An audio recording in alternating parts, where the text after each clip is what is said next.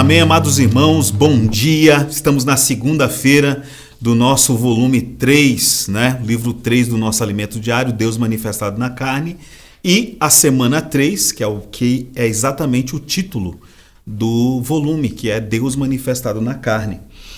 E essa semana, que é a semana 3, ela é marcada por 3 assuntos importantes, que é Deus manifestado na carne por meio do cuidado que dedicamos às pessoas com quem nos relacionamos em nossa própria casa, na igreja e no ambiente de trabalho. Então o Senhor quer ser manifestado nessas 3 esferas, na nossa casa, na vida da igreja e também no ambiente de trabalho. Espero que você esteja expressando Deus em todos esses âmbitos. E não podemos esquecer que o tema geral desta semana, ou o tema geral, na verdade, desta série, é a igreja, coluna e base da verdade. E por que a igreja precisa ser coluna e base da verdade nesse período que a gente vive? Porque o período que a gente vive é marcado pela mentira, o engano e a iniquidade. Então a igreja precisa surgir como uma coluna firme, exaltando a verdade e sólida também como uma base para ter solidez para manifestar essa verdade em um mundo tão conturbado. Bom, nesta segunda-feira a gente tem cinco referências bíblicas que devem nos chamar a atenção. Quando a igreja ela se torna na prática, uma coluna e base da verdade, ela deve praticar Filipenses capítulo 2, versículos 15 a 16, que diz: para que vos torneis irrepreensíveis e sinceros, filhos de Deus inculpáveis no meio de uma geração pervertida e corrupta, na qual resplandeceis como luzeiros no mundo, preservando a palavra da vida, para que no dia de Cristo eu me glorie de que não corri em vão, nem me esforcei inutilmente. Então hoje, para que a igreja se torne essa coluna e base da verdade, ela precisa ser esse grande luzeiro que ilumina, subjugando toda essa geração corrupta e maligna. Senhor Jesus, pervertida e corrupta. Que eu e você sejamos esse luzeiro, preservando a palavra da vida, a palavra que nós temos recebido do ensinamento dos apóstolos. Amém?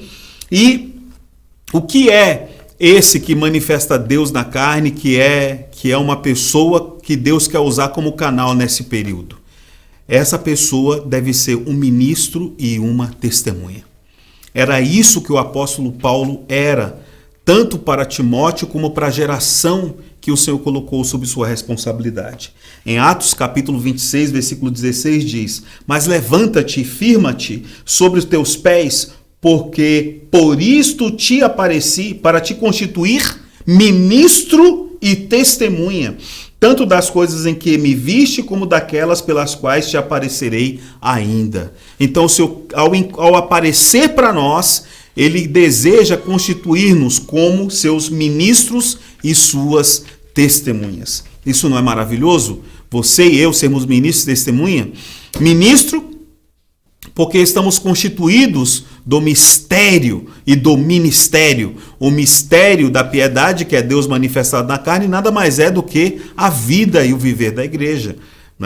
E por outro lado, está constituído do mistério da fé, que é transformar essa fé objetiva em nossa fé subjetiva. Está constituído do mistério de Deus, que é Cristo, do mistério de Cristo, que é a igreja. Ó Senhor Jesus! E como testemunha, você manifesta aquilo que você fala. Você expressa, você vive o que você ministra. Senhor Jesus! E não podemos esquecer de 3 pontos importantes que o apóstolo Paulo mencionou para aqueles que querem praticar o episcopado, que desejam ser servos de Deus na igreja.